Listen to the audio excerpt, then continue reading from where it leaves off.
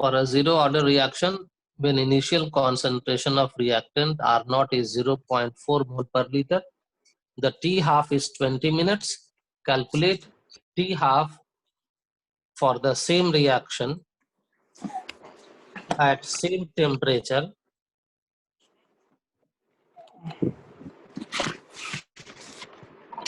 when the initial concentration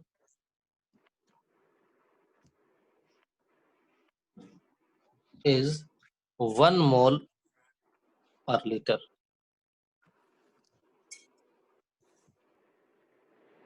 सबसे पहले given values को देखो. इनिशियल कॉन्सेंट्रेशन 0.4 मोल पर लीटर दिया हुआ है और इसी समय टी हाफ का वैल्यू है 20 मिनट्स.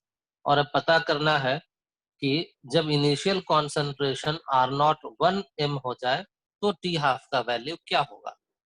तो जो फर्स्ट वैल्यूज दिया हुआ है आर नॉट और टी हाफ का, उससे के का वैल्यू निकाल लो. For a zero order reaction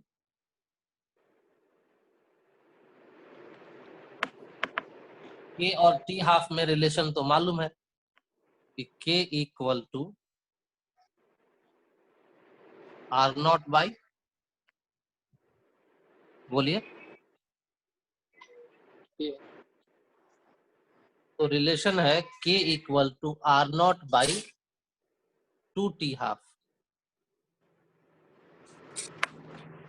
तो आर नॉट का वैल्यू तो यहाँ दिया है 0.4 बाई 2 इंटू टी हाफ का वैल्यू यहाँ दिया है 20. और ये के का वैल्यू पता है कि कांस्टेंट होता है, ये चेंज होने वाला नहीं है. अब यहाँ जो के मिल गया, इसको अब सेकेंड इक्वेशन, सेकेंड जो कंडीशंस है इसमें अप्लाई करो और फिर लिखो कि अगेन इसी इक्वेशन को अप्लाई करो कि के इक्वल टू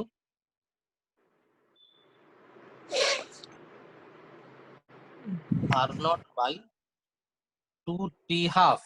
लेकिन अब क्या करोगे, इस कंडीशन के लिए अप्लाई कर रहे हो तो यहाँ पर अब वैल्यूज को रखोगे. कितना कितना, R naught 1 by 2 T half और के का वैल्यू यहाँ निकाल चुके हो 0.4 डिवाइडेड बाई 2 इंटू 20, उसको रखो. therefore 0.4 divided by 2 into 20, इधर कट रहा है इसको ऊपर लिख देते हैं. 0.4 by 2 into 20 equal to 1 by 2 into p half. ये 2 और ये 2 कैंसिल हो गया. therefore t half equal to 20 by 0.4 minute. तो ये हो जाएगा 50 minutes.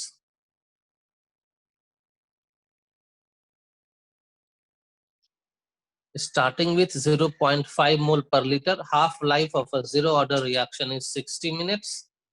Find half life of same reaction at same temperature. अगर ऐसा नहीं भी लिखा रहे तो हमेशा यही समझना कि सेम रिएक्शन और सेम टेम्परेचर है लिखा हुआ. When reaction starts with 2 mole per liter, तो फिर से दो अलग अलग कंडीशंस है. एक दिया हुआ है इनिशियल कॉन्सेंट्रेशन 0.5 m और इस समय दिया हुआ है T half equal to 60 minutes. दूसरा दिया हुआ है कि इनिशियल कॉन्सेंट्रेशन हो गया है 2 मोल पर लीटर. तो अब टी हाफ क्या हो जाएगा.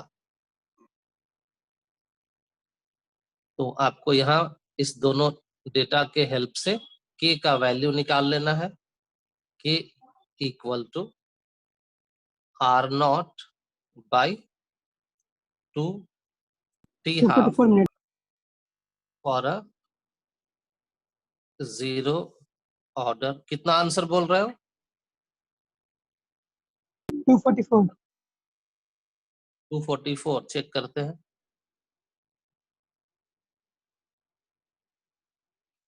तो k equal to R naught है 0.5 बाई 2 इंटू टी हाफ का वैल्यू है 60। अब सेकेंड सेट के लिए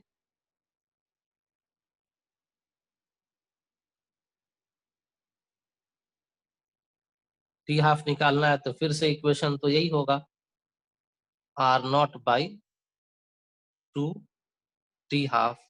के का वैल्यू तो कांस्टेंट होगा, क्योंकि किसी भी रिएक्शन के लिए के का वैल्यू हमेशा कांस्टेंट होता है एट एट सेम टेम्परेचर। इस वैल्यू को रखिए 0.5 by 2 into 60 equal to R naught. अब इस दूसरे सेट का रख दीजिए 2 डिवाइडेड बाई 2 टी हाफ। तो ये तो कैंसिल हो गया 2 और 2, ये हो गया 120 by 0.5, that is T half equal to 120 by 0.5 minute. तो ये 244 कैसे होगा? 240 ना हो जाएगा? Approximately. अप्रोक्सीमेटली क्यों, जब एग्जैक्ट आंसर आ रहा है?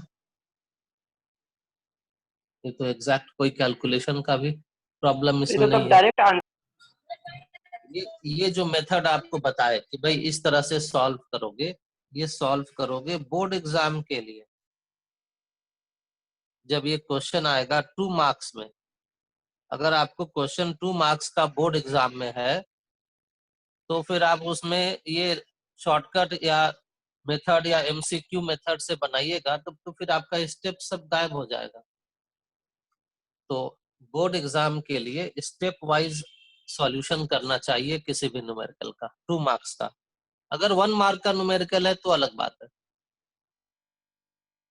जब आप ये जानते हैं कि k इक्वल टू दिस ये होता है R naught by 2 T half, rearrange कर दिए तो आपको मिल गया T half equal to R naught by 2k।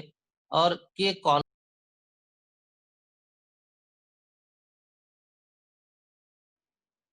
तो यहां से डायरेक्ट रिलेशन ले लो, therefore T half is directly proportional to R naught. और इससे क्या रिलेशन मिल गया कि T half by R naught for experiment 1 will be equal to t half by r naught for experiment 2।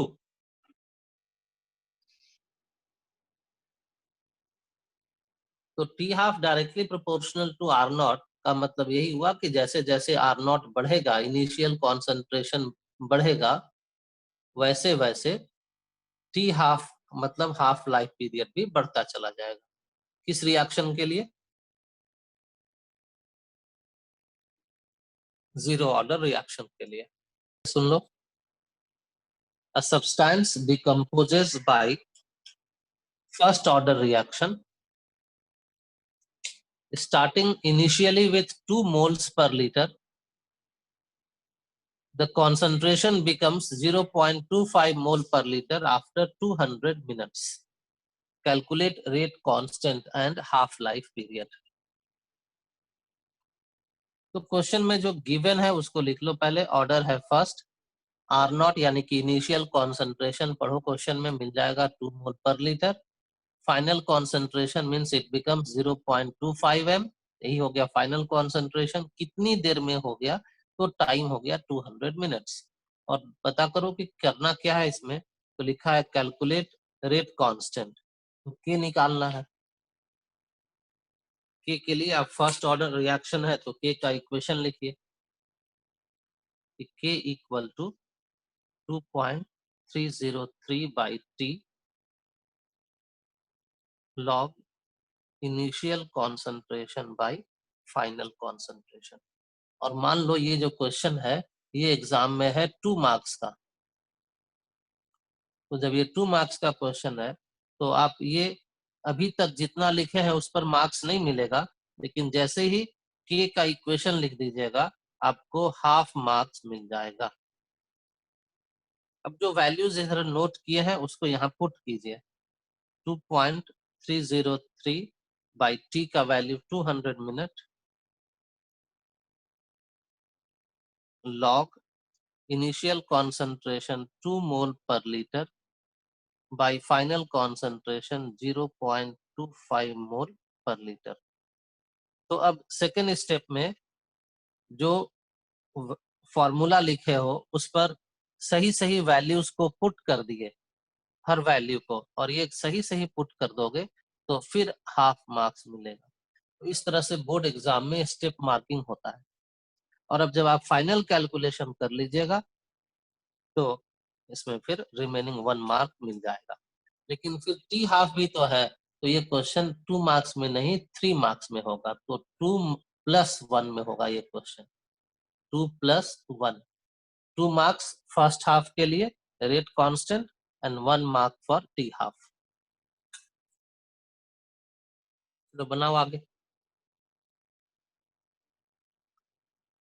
जब आपको ये वैल्यू देखो नीचे ये वैल्यू आ गया, इसको तो अब सिंप्लीफाई करना है।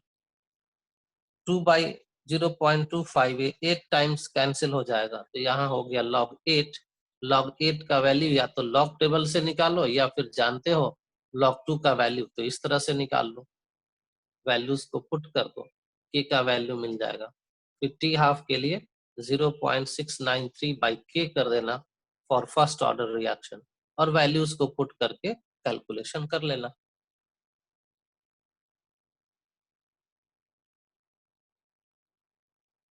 क्वेश्चन है कि in a first order reaction concentration of reactant decreases from 0.6 mole per liter to 0.4 mole per liter in 100 minutes.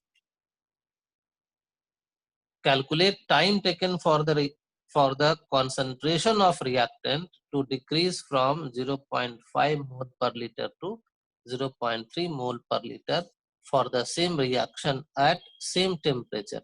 ये नहीं भी लिखा रहे तो समझना इसको। For the same reaction at same temperature।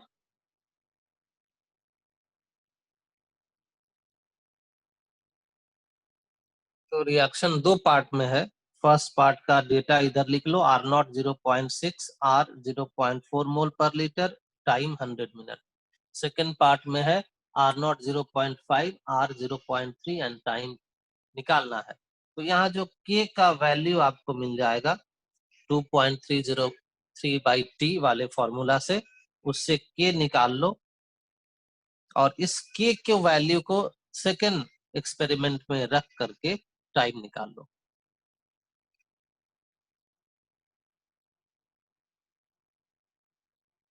सारा वैल्यूज नोन है। टाइम है 100 मिनट, R0 है 0.6, R है 0.4। यहाँ से जो K का वैल्यू मिलेगा सर बन गया, यही का वैल्यू इधर हो जाएगा। सर बन गया, के का वैल्यू 0.004 देखते हैं, चेक करेंगे। और sir T T time taken निकला सर 173.25 मिनट। चेक करते हैं, अभी हम लोग फिर से लॉग इन करेंगे, उसमें चेक करेंगे।